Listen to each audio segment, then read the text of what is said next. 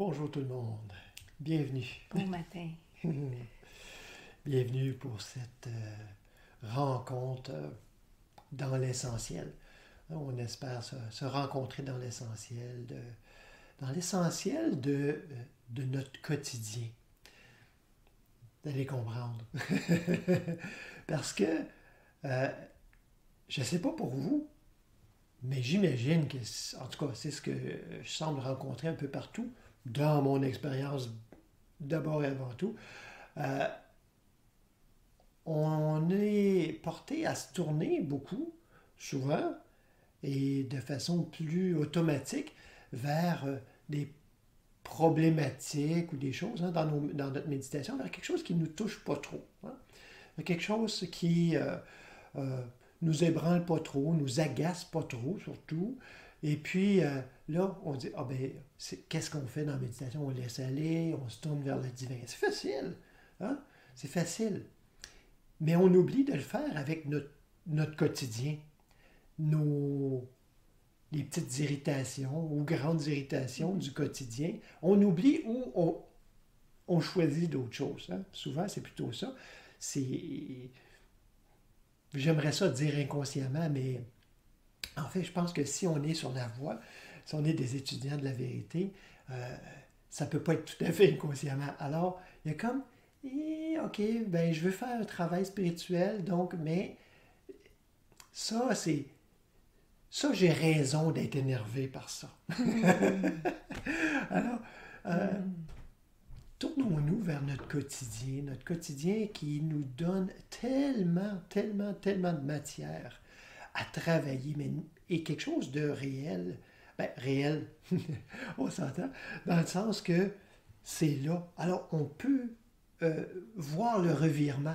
On peut prendre le taureau par les cornes, comme tu dis souvent, hein, pardon, et vraiment se mettre à y travailler et non pas simplement attendre que ça passe, puis pendant ce temps-là, on travaille sur quelque chose qui, entre guillemets, fait notre affaire.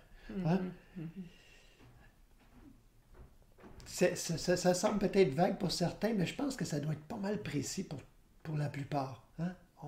Comment dire, pas travailler en différé, mais quand ça se présente. Hein? Ben oui. Parce qu'il y a une force là-dedans, puis on va le voir, hein, parce que ça parle de ça aussi un peu aujourd'hui.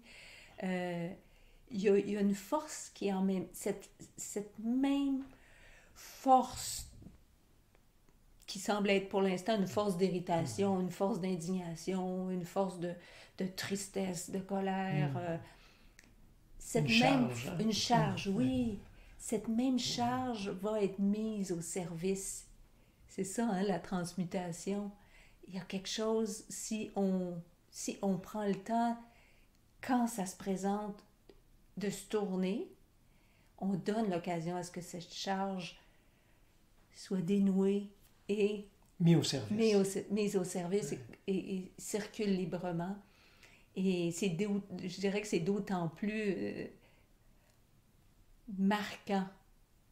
On dirait que la lumière est d'autant plus grande. Plus il y a cette charge-là, la lumière est encore plus flamboyante, je dirais. Et ça nous permet de faire l'expérience en direct. Ouais. Comme là, vous êtes en direct. Hein? Bonjour, Guita, Guylaine, Maryse, Catherine, Evelyne, Anne, Barbara. Et probablement d'autres là, qui sont... ben oui, Suzanne, François. Salut. Bienvenue à tout le monde. Salut tout le monde. Alors, en direct, faire l'expérience en direct de cette transmutation. Ou ce retournement. Ce retournement, oui, c'est justement, je vais en parler du retournement. Alors, c'est ça, hein? C'est faire l'expérience maintenant. Non pas dans quelque chose de différé, dire « Ah oui, hier, j'avais telle irritation et tout ça. » Ça ne veut pas dire qu'il ne faut pas le faire. Mais ça ne donne souvent pas grand-chose de retourner sur quelque chose, sur un événement passé. Mais de le traiter au fur et à mesure. Ouais. Hein? Et s'il y a quelque chose...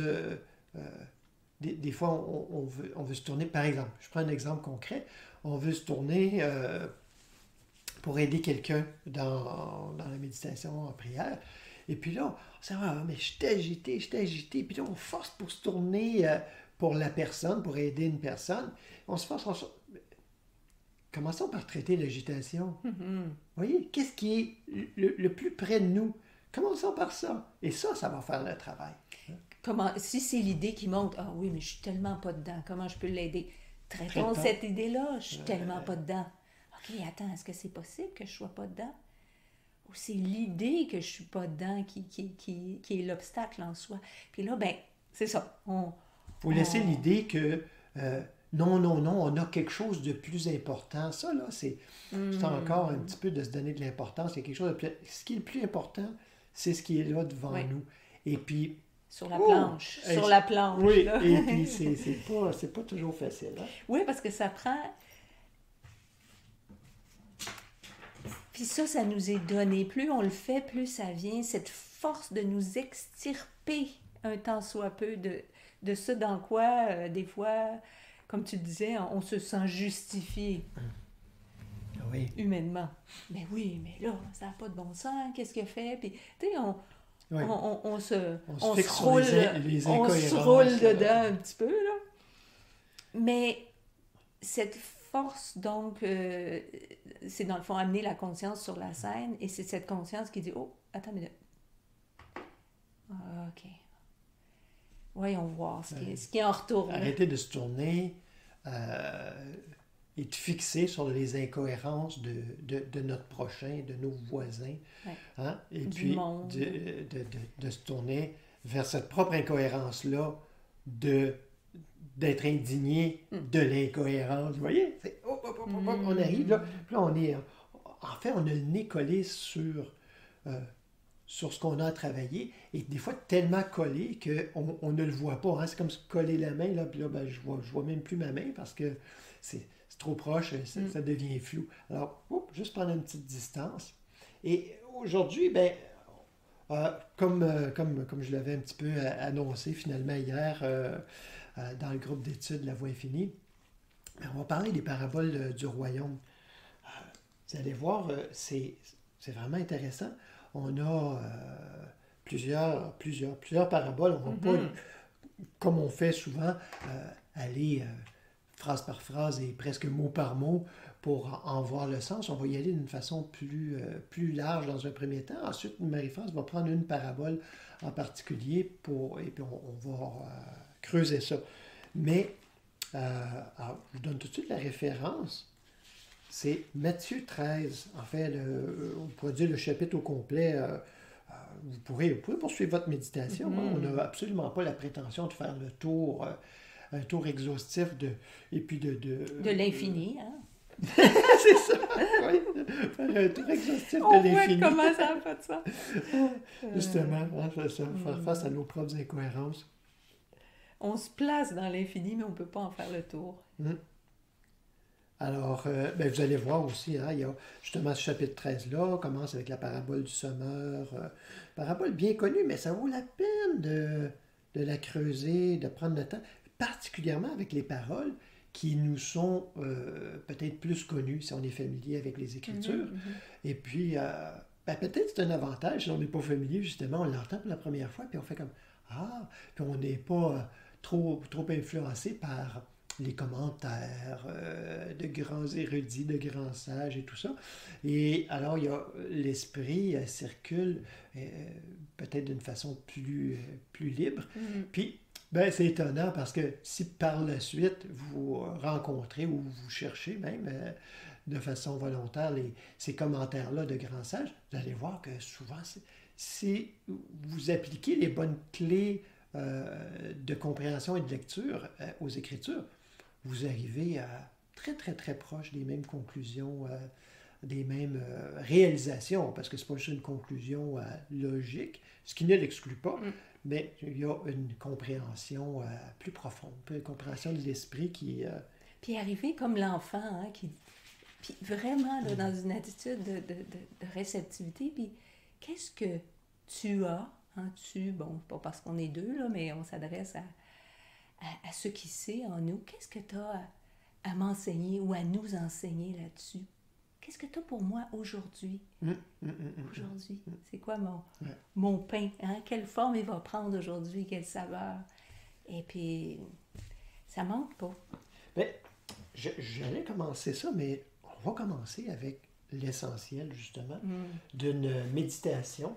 Alors, je vous invite à prendre une bonne position, à laisser le corps de côté. Et puis, comment on fait ça? Ben, on se détend. Hein? On arrête de... on relâche.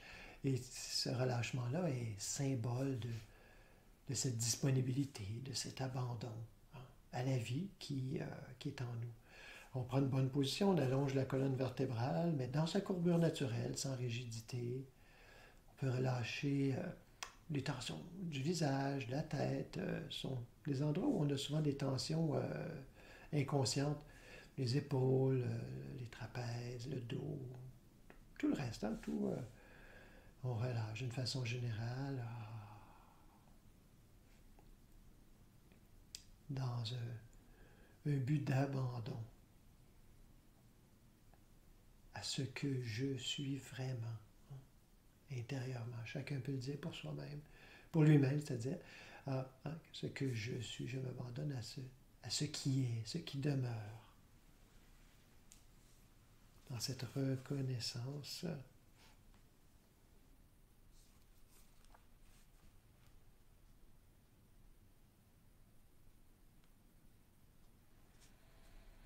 on peut reconnaître que méditer ces paroles. Dieu est vie. Seul Dieu existe avec son expression de lui-même. Dieu est vie.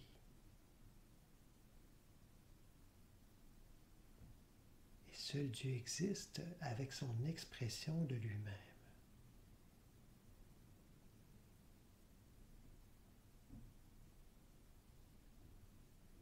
Donc tous les êtres sont une expression de la vie divine. Tous les êtres sont une expression de la vie divine. Alors je ne peux que rencontrer l'expression de la vie divine. C'est ça, se tourner. Se tourner vers la vérité. Au-delà des apparences. Réaliser qu'il ne se passe jamais rien d'autre que l'expression de la vie divine.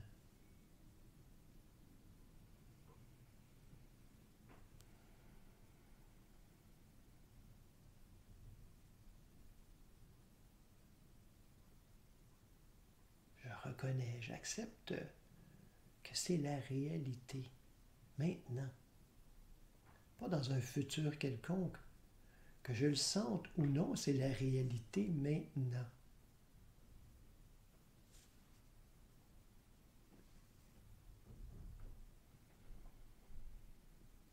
L'unique réalité.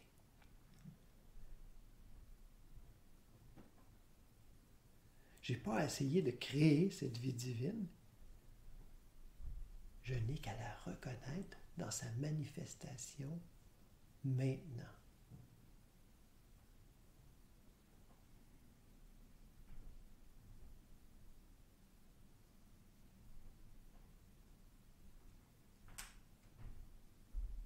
La vie divine est la source et la nature même de l'être, de mon être, de l'être de tous ceux que je rencontre.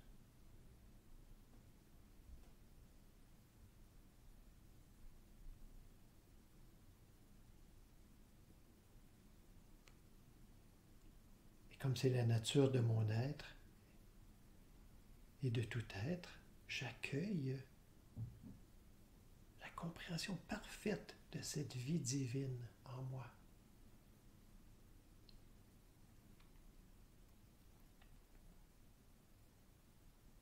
Je m'ouvre à cette compréhension.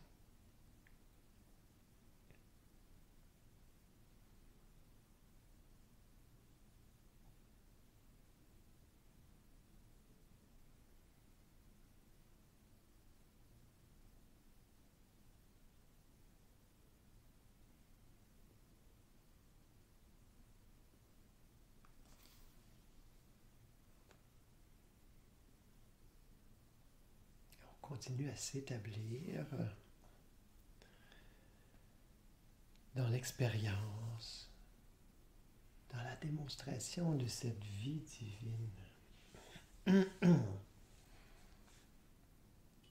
en se faisant transparence,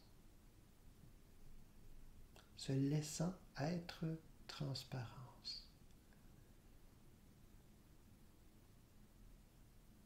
On ne disparaît pas, on laisse notre réelle nature transparaître jusque dans notre expérience actuelle, maintenant.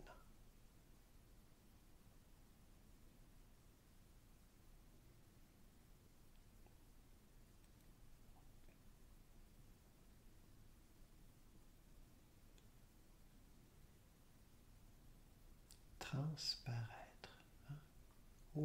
Au-delà de l'apparence.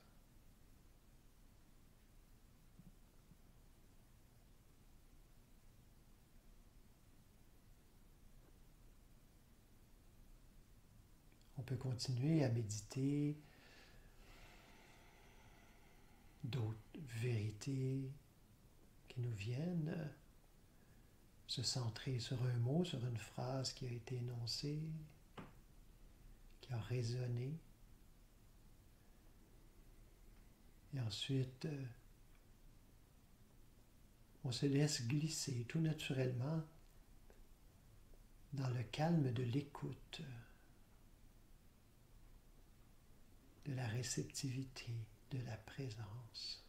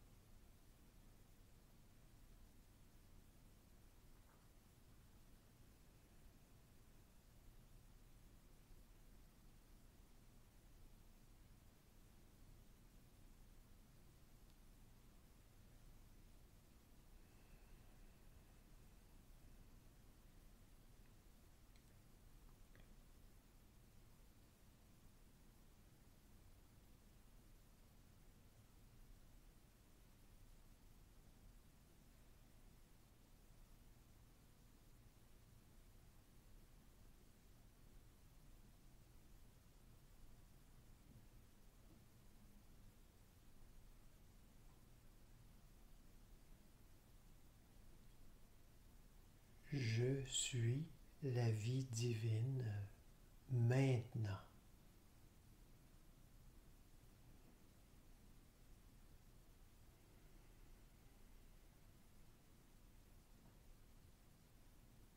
Tous les êtres que je rencontre, tous les êtres partout sont cette même vie divine maintenant.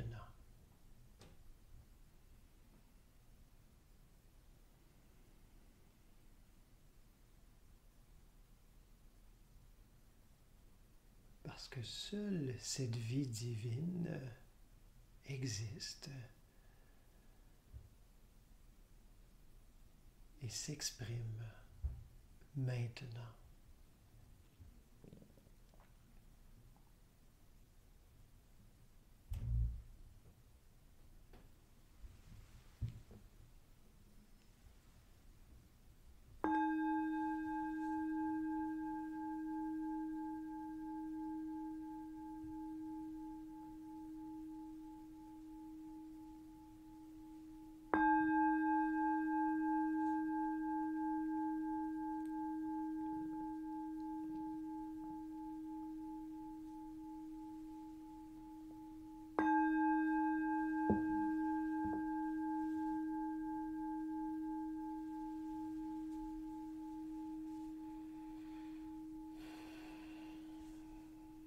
On ouvre doucement les yeux et comme on ne peut jamais être ailleurs que maintenant, on demeure dans cette vie divine. Vous voyez que même si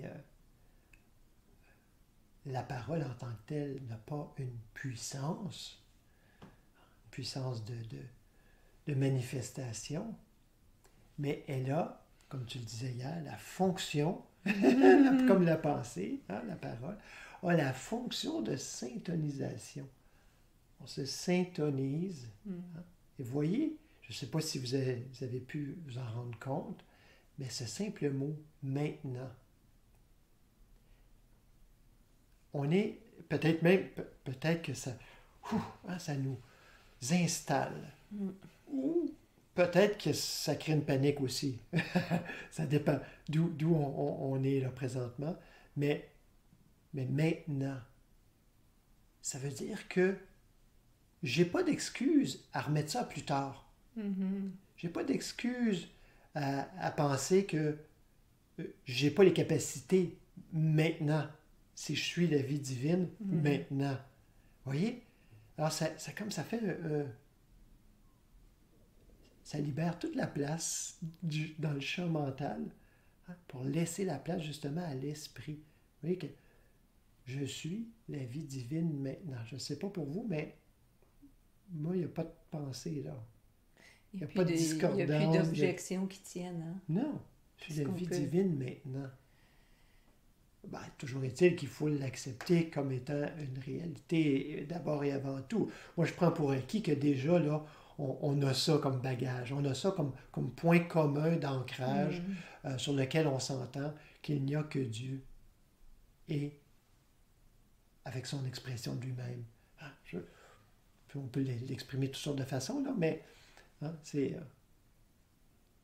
courtement dit, on pourrait dire ça. Alors, je prends pour acquis qu'on s'entend là-dessus, d'abord et avant tout. Hein, qu'on n'est pas dans une dualité hollywoodienne de bien et de mal. On pourrait dire aussi que l'univers est spirituel.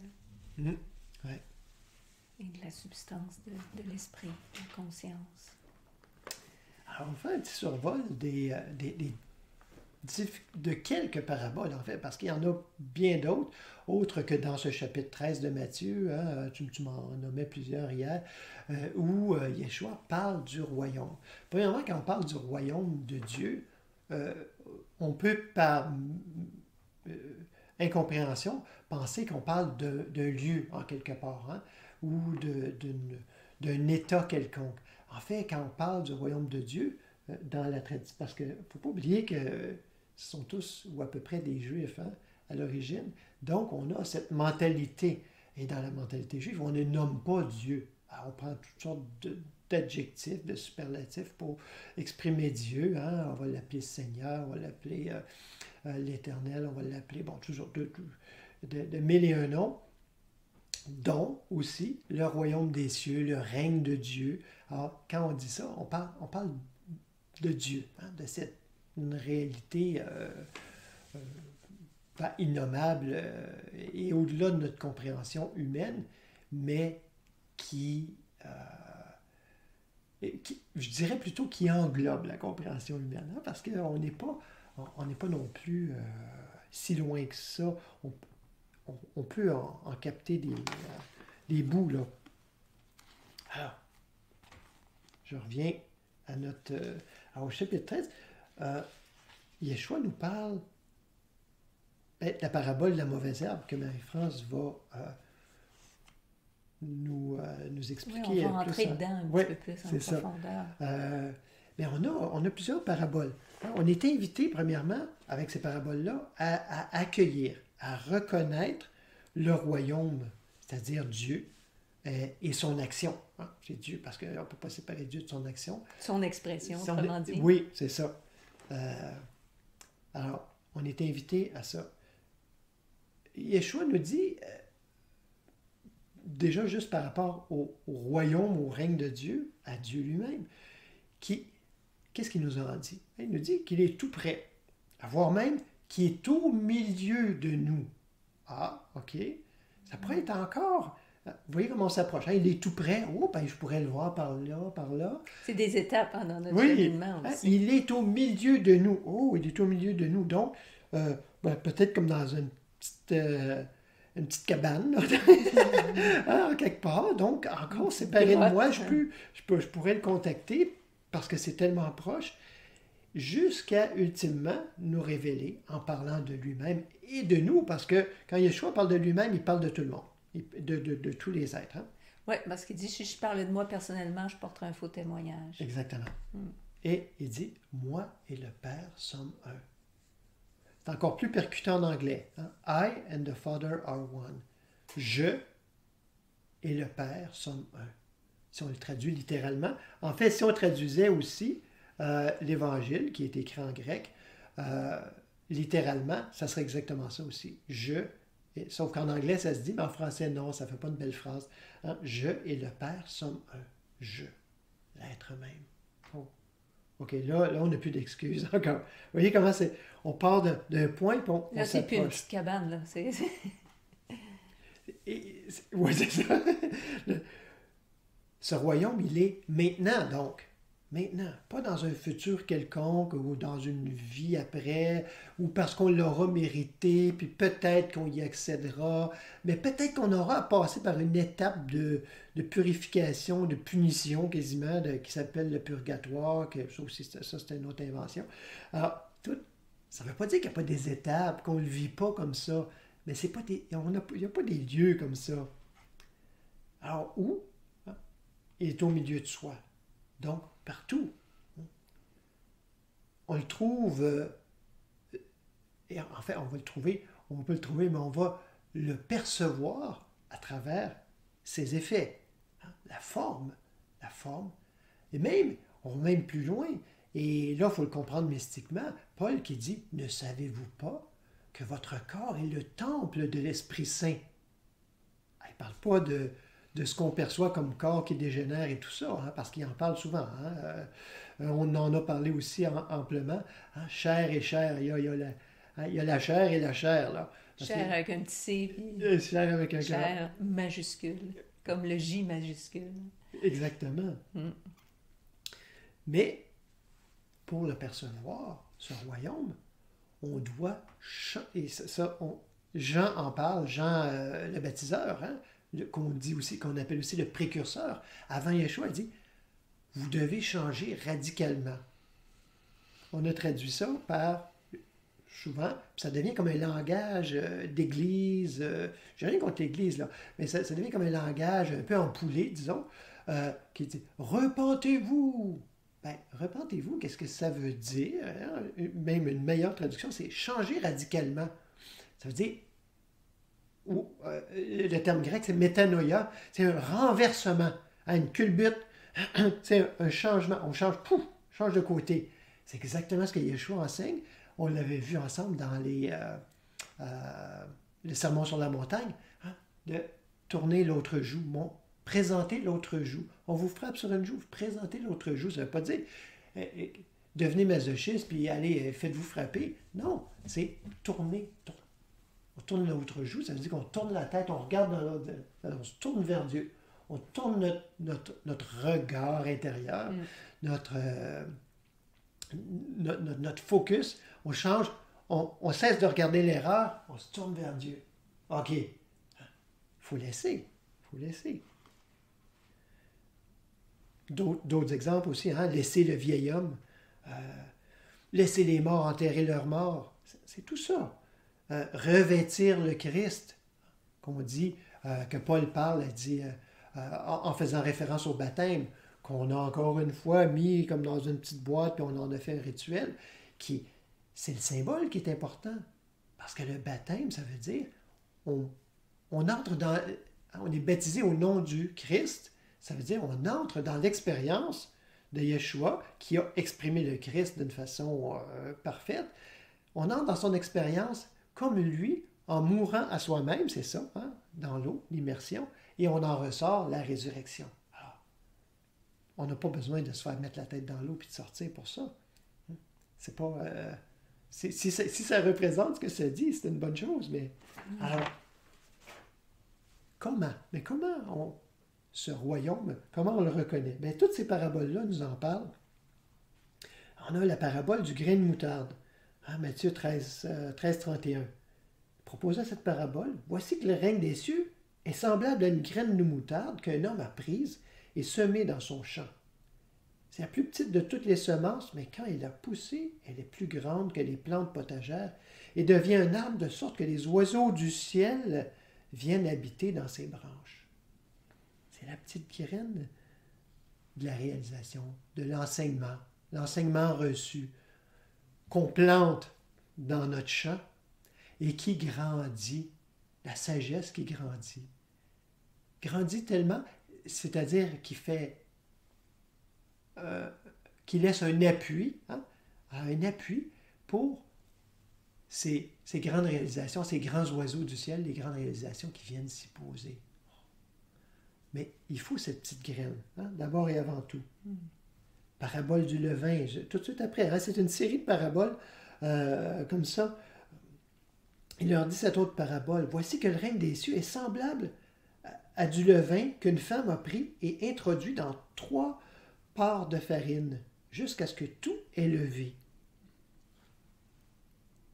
Un peu de levain dans 3 parts de farine. 3 parts, la totalité qui représente la Trinité, qui représente la source, Dieu le Père, son expression créatrice et la création. Alors, dans 3 parts, ce levain, cette même graine. Hein? Vous voyez, ce sont tous des angles différents de regarder une même réalité. Et ça, je fais une petite parenthèse là-dessus, parce que ça, c'est révolutionnaire, là, cette parole-là. Aller jusqu'à ce moment-là, la femme, dans la tradition, dans cette tradition, pas simplement la juive, mais dans cette époque, la plupart des traditions spirituelles est considérée comme mauvaise, comme une tentatrice, comme même symboliquement. C'est la représentation, hein, quand ça en était fait. Oui. Il fallait qu'on représente. C'est toujours cette idée que le mal, et c'est ça dans le fond, le règne, si on veut, de la mentalité humaine, c'est qu'il faut toujours donner une forme au mal, parce que ça le justifie. Hein? Oui. On lui donne une forme. On Tantôt c'est une, tantôt c'est l'autre. Mais parce que ça lui donne une réalité. Hein? Ça lui donne c'est comme si ça lui donne du corps. Et là, on voit bien que le rôle est très, très positif, au contraire. Et tout à coup, le symbole se change en devenant symbole de l'âme, de notre âme, hein, de l'âme, de la conscience individuelle, on pourrait dire, dans notre langage. Et le levain qui est allé jusque-là, était considéré comme le levain des pharisiens, le levain d'Hérode, on en parle. Hein, c'est comme cette semence de chaos qui est mis là-dedans et qui vient tout entacher. Et là, tout à coup, on renverse le symbole pour dire, ben, ce levain qui fait lever la pâte, hein, qui fait... Parce que si tout qui est rend manifeste. reconnu, si tout est reconnu de cette substance originelle, la seule, ça élève le tout, hein, Exactement. dans notre expérience, parce que c'est là que ça se passe.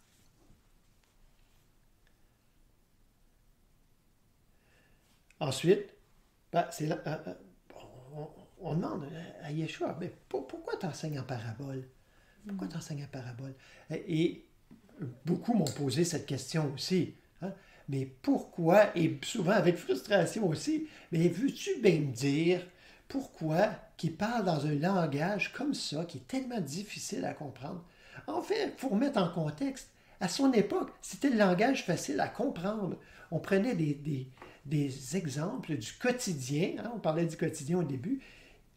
Alors, il prenait des exemples du quotidien en montrant, en faisant un symbole qui devenait facile à comprendre, ou en tout cas plus accessible, même si on ne le comprenait pas consciemment, ça faisait son chemin inconsciemment. Mais c'est sûr que ce n'est pas le quotidien d'aujourd'hui, le quotidien d'il y a 2000 ans. Donc, il nous faut un petit décodeur un peu des fois. Hein?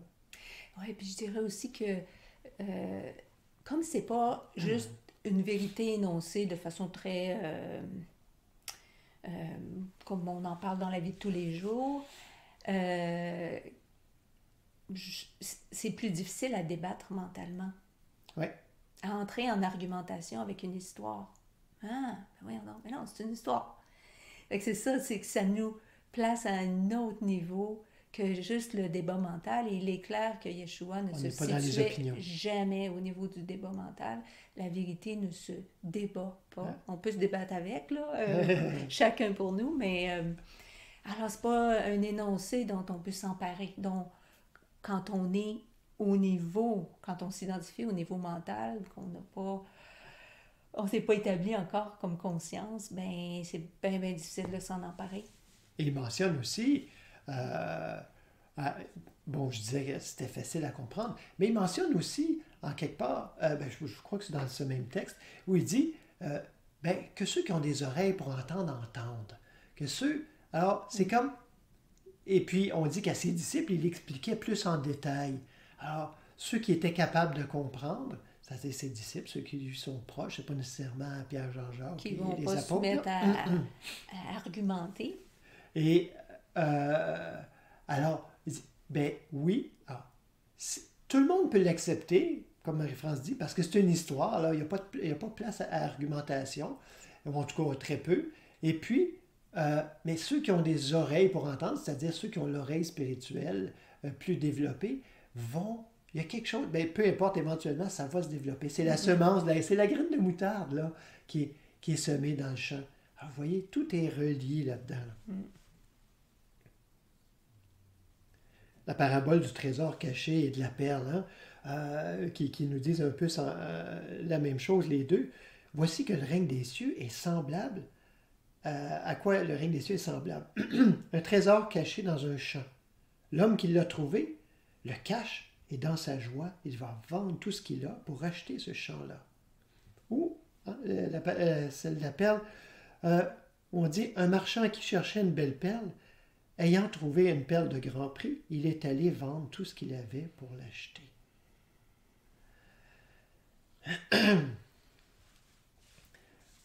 On a de la difficulté aujourd'hui à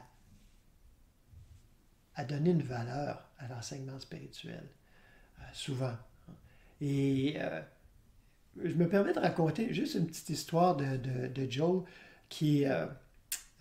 que j'ai trouvé vraiment... Joel Goldsmith. Joel Goldsmith, oui, excusez, oui. Joel Goldsmith de La Voix Infinie. Par qui est venue La Voix Infinie. Hein, et il disait, vous savez, quelqu'un qui s'obstinait un petit peu avec lui en disant, ben oui, mais l'enseignement spirituel se doit d'être offert comme ça à tous et chacun, doit être disponible gratuitement, un peu comme on voit aujourd'hui sur Internet, hein, plusieurs choses qui sont gratuites, disponibles comme ça.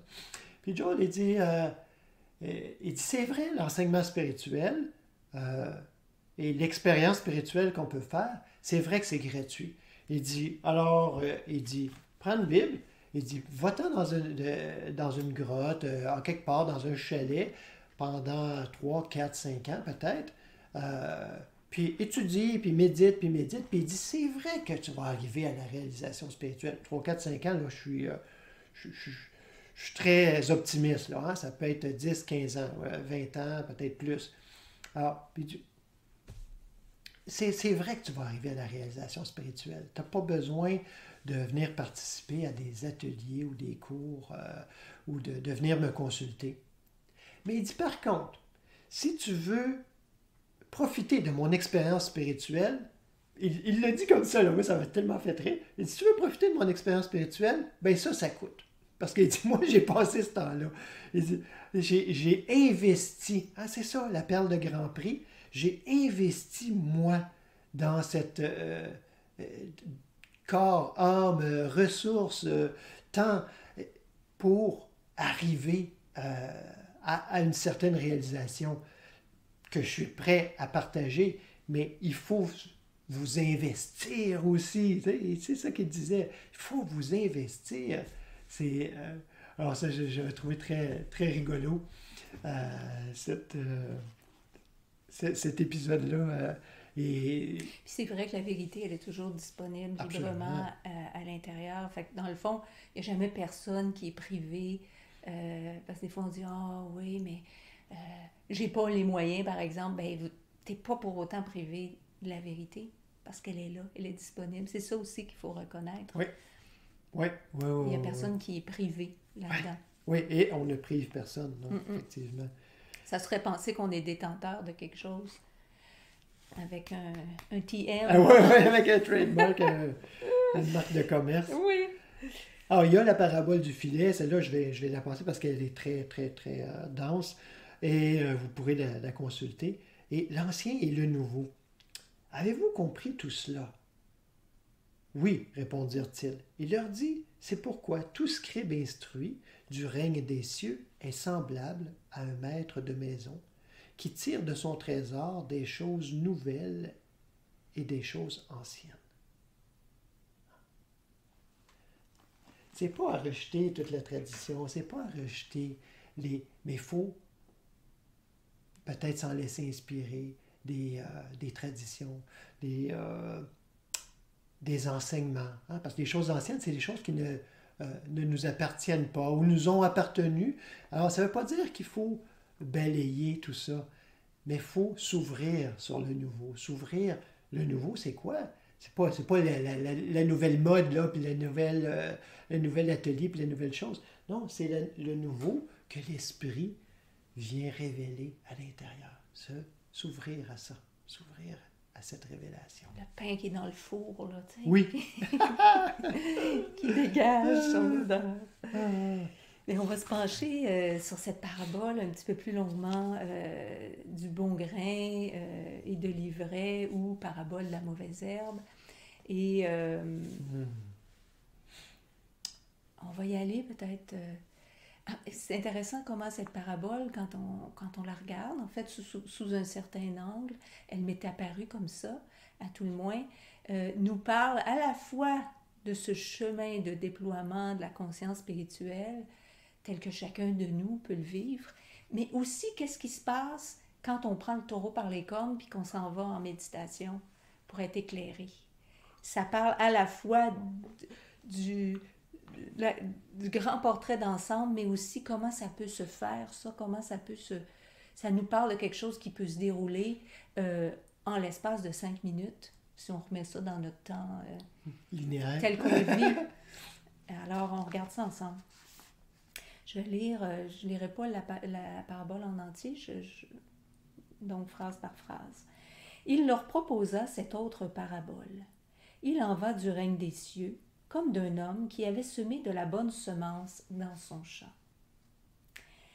Alors, il en va du règne des cieux, hein, comme tu disais tantôt, quand on se place sous le règne du divin, de la vérité, de la réalité, hein, autrement dit, sous le règne de l'être, de la conscience, plutôt que sous le règne de ce qu'on pense être un règne physique et mental. Bon. Un homme qui avait semé de la bonne semence dans son champ. Alors, quand on s'engage sur la voie spirituelle, à partir de ce moment-là, on commence En fait, la graine est semée de toute éternité, on peut en convenir, mais la part qu'on a à jouer, nous, c'est de commencer à semer dans la vérité, c'est-à-dire commencer à se nourrir de paroles de vérité. Et là, c'est intéressant parce que semer de la bonne semence, dans ce cas-ci, on parle du blé. Hein, le blé, on parle du pain aussi, qui est aussi l'élément constitutif du pain. Fait que, voyez-vous qu'on retourne à la base de ce qui constitue le pain de vie, qui va devenir le pain de vie pour nous. Mais on commence par semer le blé, le bon grain, ce qui est reconnu comme pour sûr nous menant vers la réalisation de ce règne-là. Alors, nourriture primordiale, le blé, on sème. Hein, et on sème comment? Ben, à chaque fois, justement, à chaque fois qu'on se tourne, quelque chose qui nous apparaît de discordant, puis on se tourne vers la vérité qu'on connaît, celle qui nous vient là à la tête. Hein. Puis ça peut être une histoire des fois, ça peut être justement une parabole qui nous vient. C'est comme si elle nous apparaît là. Tous ces moments de méditation aussi, hein, on sème le bon grain. Pendant que les gens dormaient, son ennemi vint, sema de la mauvaise herbe au milieu du blé et s'en alla. Alors, pendant que les gens dormaient, à chaque fois, et ça, vous le savez comme moi, il y en a des moments comme ça, on en vit, plus ou moins grande intensité, mais des moments donc où on n'est pas établi dans la présence, présence à cette réalité divine. Alors on dort, on est endormi, on est engourdi, il n'y a pas de conscience qui veille, on n'est pas établi dans la conscience. Fait que c'est comme si on se situe au niveau mental, puis au niveau mental, ben, on est soumis à toutes sortes d'influences. Fait qu'il y a toutes sortes de graines là, amenées par le vent là, qui peuvent venir se présenter là, dans notre champ de conscience. Puis des fois, de façon très subtile, des fois c'est gros, mais des fois c'est subtil aussi, ça vient s'installer parmi le bon grain. Là, tu sais, ça se fait passer pour... Puis on le voit pas. Ou je m'en occuperai plus tard, pour toutes sortes de raisons. Hein. Alors, c'est accepté plus ou moins consciemment dans notre champ de conscience. Qui les a plantés là? Notre ennemi. Ah, ben là, c'est un peu intriguant, tu sais. On se dit, ben oui, c'est vrai que dans notre expérience, on peut avoir l'impression d'avoir beaucoup d'ennemis, mais en bout de ligne, l'ennemi, c'est la croyance que l'ennemi existe. L'ignorance. Hein? C'est l'ignorance. L'ignorance et cette croyance qu'il peut y avoir un autre pouvoir que la force de vie. Tu parlais tantôt de ça. La vie divine. La force de vie qui est force génératrice de bien à l'infini. Bon, y a-tu quelque chose en dehors de l'infini? Ben oui, on y a cru. On y croit. Et c'est ça, ces graines-là là, de division qui viennent troubler l'espace. Bon. Alors, quand on parle de la mauvaise herbe, dans d'autres traductions, on parle de l'ivraie. Hein? Ivraie, puis ça c'est intéressant, c'est toi qui m'as amené sur cette piste. C'est une plante qui rend ivre. Elle était reconnue pour rendre ivre. Et ivraie vient aussi du mot zizanie. On l'appelait aussi la zizanie. Semer la zizanie. C'est drôle, hein, quand on... Ben, c'est drôle. En fait, inévitablement, quand la croyance en un autre pouvoir, que cette force divine infinie s'installe en nous, ou est acceptée, ou vient nous ébranler, ça sème la zizanie dans notre expérience, à ce moment-là. Puis du moment que c'est écarté, la zizanie qui venait avec est écartée aussi. Donc, alors cette plante, cette croyance... L'ennemi vient semer la zizanie. Oui, exactement. Et là, on parle d'une plante qui amène une certaine ivresse, qui nous rend ivres, qui amène une perte de conscience, c'est-à-dire on descend de notre place, notre seule place qui est je suis, qui est l'être, qui est la conscience. Puis là, on descend, là, on est ramené à un autre niveau. Là. Perdre conscience, c'est ça. C'est pas que la conscience n'est plus. C'est que je me perds.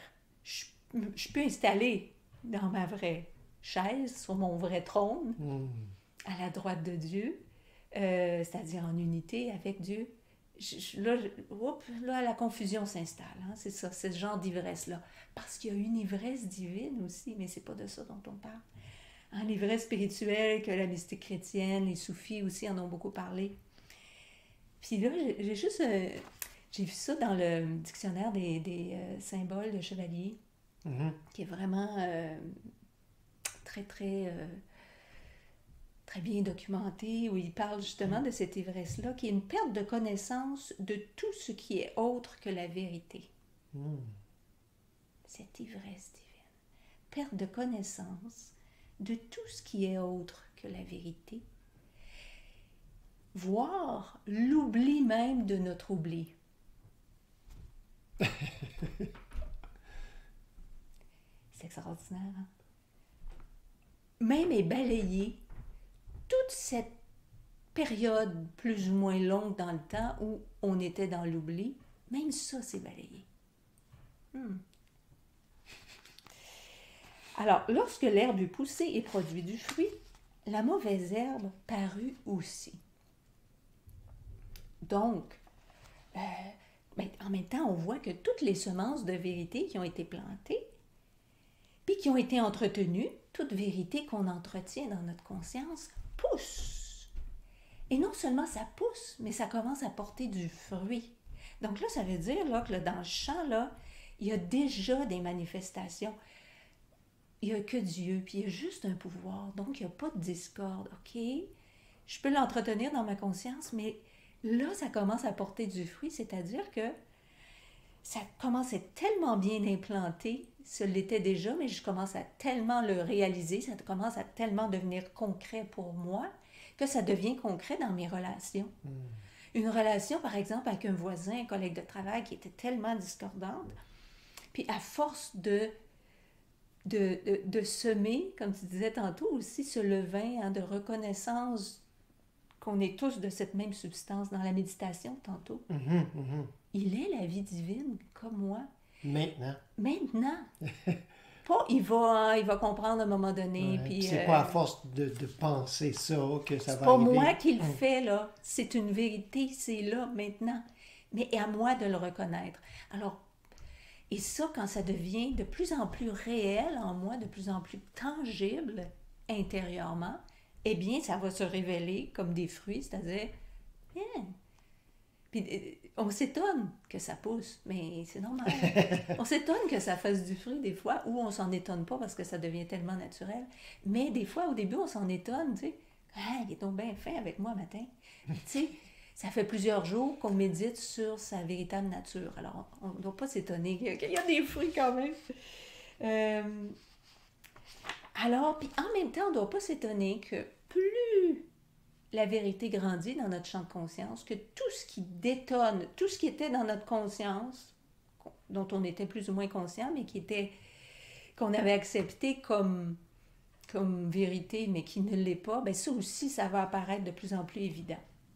Fait que l'ivraie aussi va nous apparaître dans le champ, puis des fois, là, on dirait que ça ressort en fluo, là. Les esclaves du maître de maison vinrent lui dire « Seigneur, n'as-tu pas semé de la bonne semence dans ton champ? D'où vient donc qu'il y ait de la mauvaise herbe? » Il leur répondit « C'est un ennemi qui a fait cela. » Les esclaves lui dirent « Veux-tu que nous allions l'arracher? » « Non, dit-il, de peur qu'en arrachant la mauvaise herbe, vous ne déraciniez le blé en même temps. » Alors là, c'est intéressant parce que c'est les esclaves qui s'inquiètent.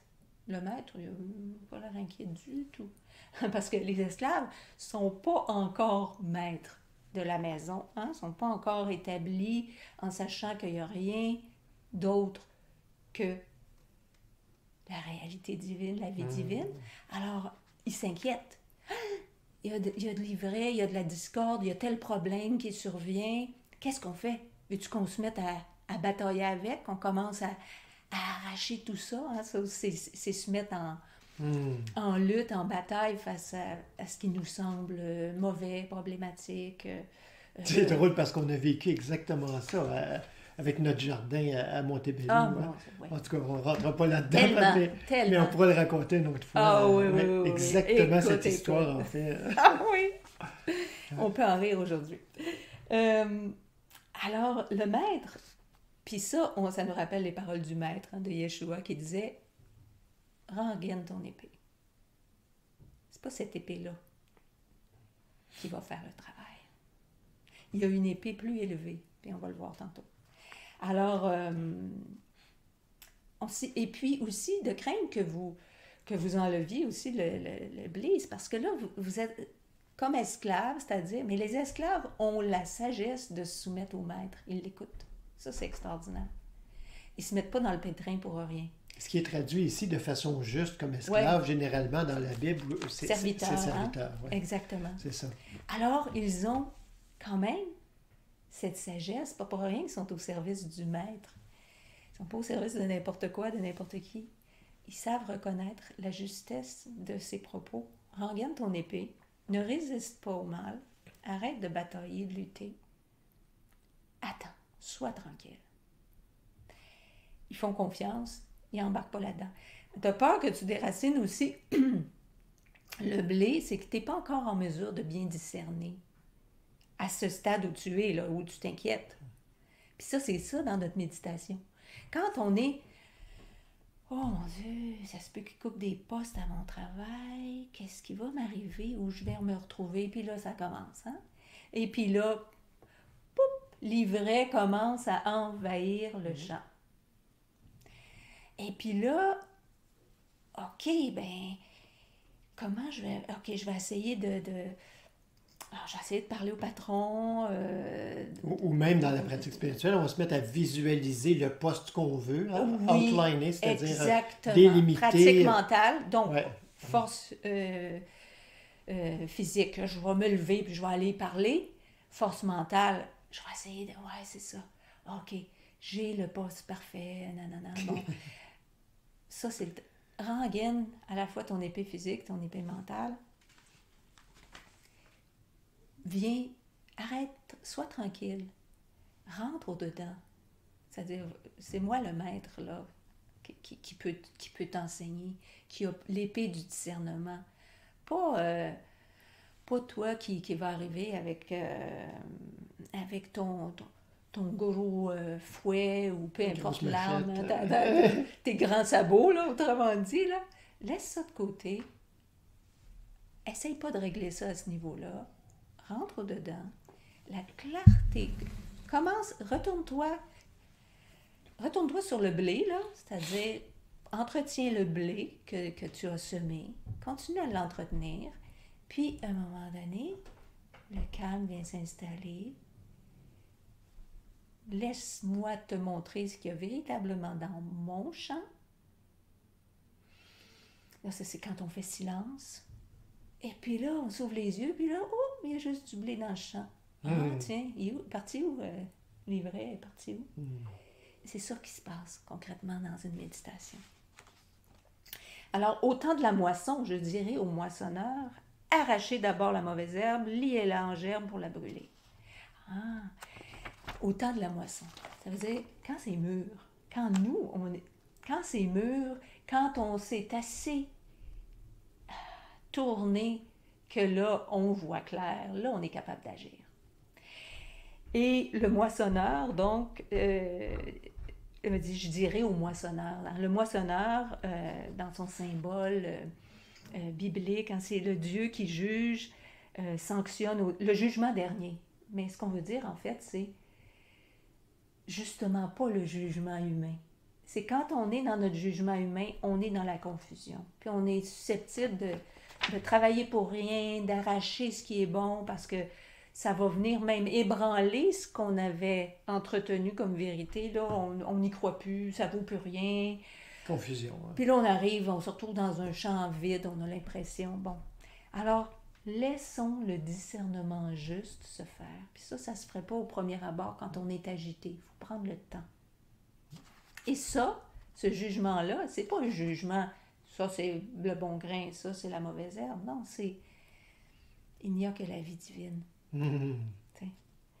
Alors, et c'est intéressant parce que dans l'Apocalypse, hein, il y a une image comme ça, hein, le moissonneur. Hein, je vis une nuée blanche et sur la nuée était assis quelqu'un qui ressemblait à un fils d'homme. Il avait une couronne d'or sur la tête et une faucille acérée à la main. Un autre ange sortit du sanctuaire en criant à celui qui était assis sur la nuée, « Lance ta faucille et moissonne. » Alors, ça nous rappelle aussi la faucille, hein, on compare la parole du divin, c'est-à-dire l'action du divin, l'action juste, éclairée, comme une épée, hein, une épée à deux tranchants, c'est-à-dire qui du même coup balaie ce qui est néant et met à jour ce qui est réel. C'est du même coup, en même temps, instantanément. Et c'est ça qui se passe dans la méditation quand à un moment donné, on atteint ce point de contact où là, c'est la paix qui s'installe. Puis du même coup, en fait, nos soucis, où sont-ils? Ils sont plus là. Alors, et en même temps, on voit, hein, on fait de l'ivraie une gerbe. Dans voulant dire, c'est tout de la même nature, ça. On peut tout mettre ça ensemble dans un ballot, là. Toute la même affaire. Toute la même affaire. Que ça prenne la forme d'une chicane, d'une perte d'emploi, d'une perte d'argent, peu importe, toute la même nature, c'est-à-dire croyance en l'absence de la vie divine qui est infinie et omniprésente. Donc, en présence de cette reconnaissance de la vie divine, ça devient néant. Et c'est brûlé au feu de l'esprit qui voit. Et c'est brûlé, c'est ça qu'on disait tantôt, quand on prend le taureau par les cornes, quand il se passe quelque chose en ce moment où on a l'impression que notre champ est envahi de mauvaises herbes, tout à coup, c'est un signal. S'il n'y a pas juste du blé dans mon champ, wow, attends, j'ai besoin d'une mise au point. Je retourne. Et en fait, quand c'est saisi, quand ça se passe, c'est en train de se passer, la colère monte, l'amertume monte, la tristesse monte, l'ivraie, hein? Avant que ça me rende totalement ivre, là, je vais au-dedans. Puis, j'ai pas rien à faire avec ça. Je n'ai pas à commencer à la repousser, à la rejeter. Je me tourne vers le blé. Continue à entretenir le blé. C'est ce qu'on appelle dans la voie infinie la reconnaissance de la nature de l'erreur. Exactement. Nature de l'erreur, fait que j'ai rien à faire avec ça. Je continue à nourrir, à engraisser, à arroser le blé. Hein? Je médite sur la vérité. Quand je suis tranquille, quand il n'y a plus d'inquiétude, là, que j'ai plus l'impulsion là, de sortir pour aller arracher la mauvaise herbe, là, je suis tranquille. Là,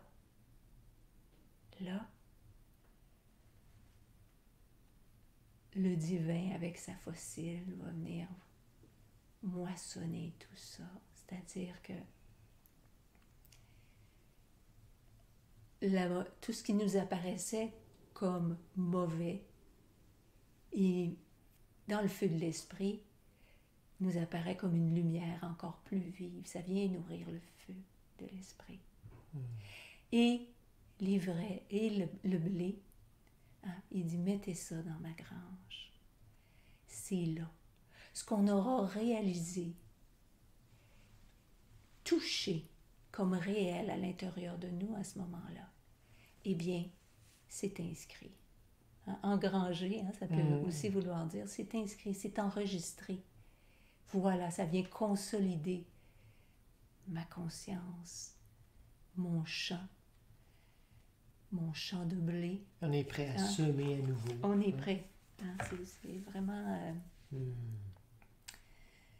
Alors, cette parabole, ben, peut devenir aussi pour nous une aide, un rappel. Oh, ça peut devenir une image qui nous parle quand il y a un pépin qui semble se produire. Oh, ivret dans mon champ, je ne vais pas attendre d'être ivre et confus tout de suite. Et c'est drôle parce que moi, quand j'étais jeune, cette image-là, là, tu sais, de la mort avec sa faux, là, ça me terrifiait. C'était vraiment une image là, qui est... Et puis, maintenant, la mort m'apparaît sous un nouveau jour, mais plutôt le divin avec sa fossile. La mort au service de la vie. Il n'y a que la mort au service de la vie maintenant.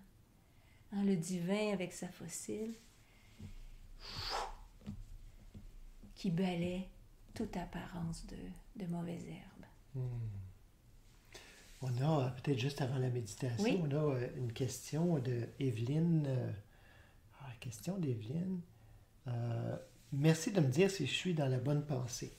J'aime bien rajouter à l'Éternel, toujours mentionné dans la Bible, le mot présent. Cela me conforte dans l'idée que c'est ici et maintenant, et non cette notion de l'éternité qui pourrait faire peur, car jamais de fin.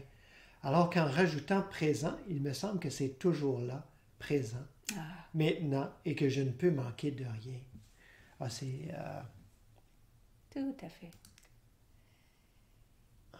C'est important quand ça résonne comme ça pour nous. Ah oui, c'est excellent. Parce que c'est ça, il faut que ça résonne, non pas comme OK, l'éternité, puis comme quelque chose de linéaire dans le temps. Bien, de se Parce rappeler que du c'est vrai pas sens ça. du mot Ouais. éternité. Hein? Quand on parle de vie éternelle, et ça, c'est rien d'ésotérique tiré par les cheveux, là. C'est vraiment le sens sémitique.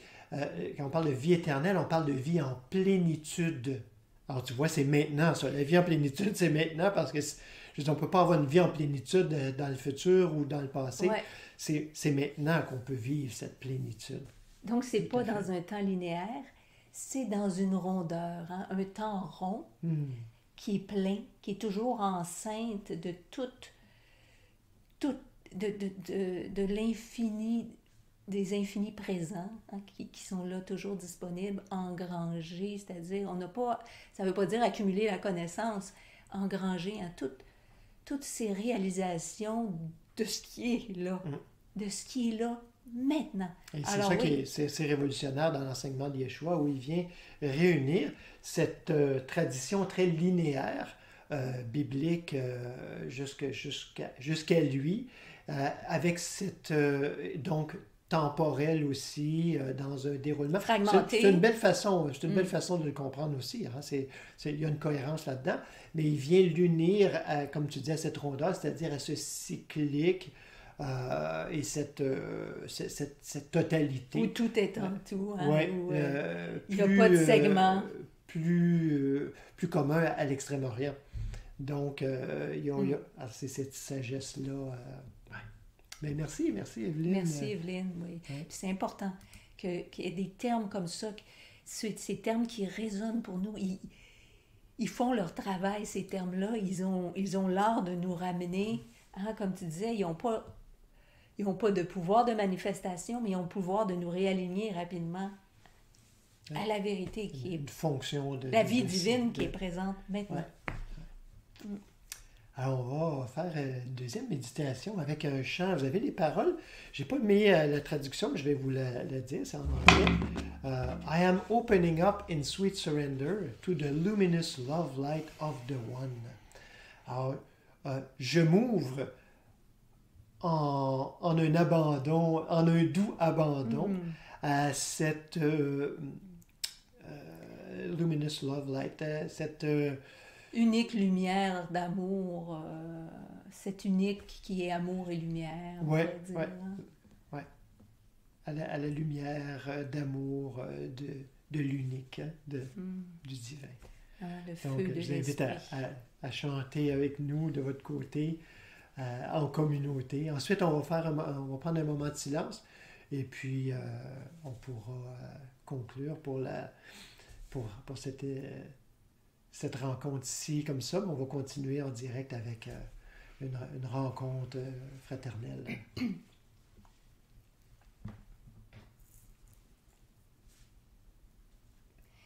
I am opening up in sweet surrender to the luminous love light of the One.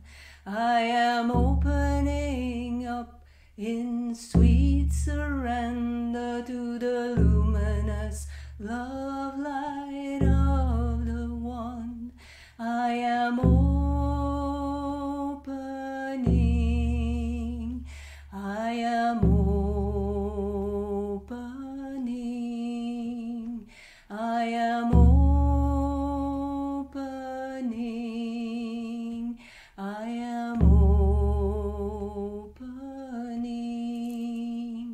I am opening up in sweet surrender to the luminous love light of the One. I am opening up in sweet surrender to the luminous love light of the One. I am opening. I am opening. I am opening.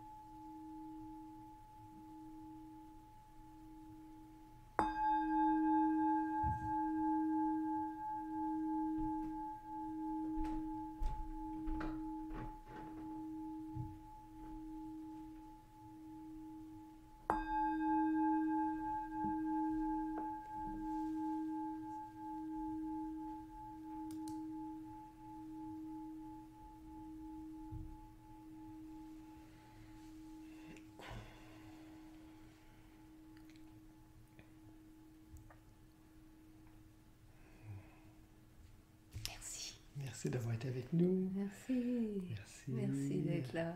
Ceux qui sont en direct, si vous avez envie d'échanger, vous pouvez suivre l'adresse qui est dans la colonne de clavardage. Juste cliquez dessus.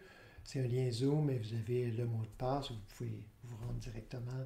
Alors, au plaisir de poursuivre cet échange pour un petit moment. Puis sinon, au plaisir d'accueillir vos questions. Si vous écoutez en différé, d'accueillir vos questions, questionnements.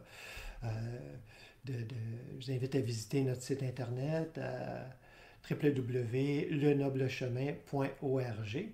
Alors, vous allez voir, il y a plein de ressources au quotidien pour la pratique. Merci. Plaisir de partager nos moissons. Ah oui! Merci. Merci.